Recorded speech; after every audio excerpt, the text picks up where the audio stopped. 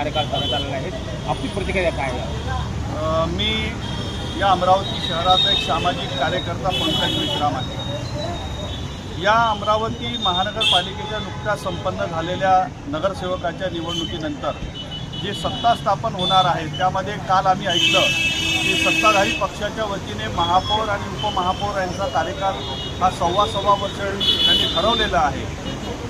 या गोष्टीचं निश्चितच आम्ही अभिनंदन करतो, परंतु मला हे म्हणायचं आहे की शासनाने शासन निर्णय घेऊन महापौर आणि उपमहापौर पदाचा कार्यकाल हा 2.5 वर्षाचा असताना जर आपण लहान कार्यकर्त्यांना जर सव्वा वर्ष कार्यकाल विभागून देत असू तर मला असं वाटते की राज्य शासनाने सुद्धा याबाबतीत निर्णय घ्यावा की सन्माननीय आमदार, मंत्री, पालकमंत्री यांचासुद्धा कार्यकाल आपण सव्वा वर्ष केला पाहिजे, अशी माझी वैयक्तिक मागणी आहे. मला असं वाटते की यामुळे असं होईल की सन्माननीय देशाचे प्रधानमंत्री नरेंद्रजी मोदींचं वाक्य आहे की सबका साथ सबका विकास.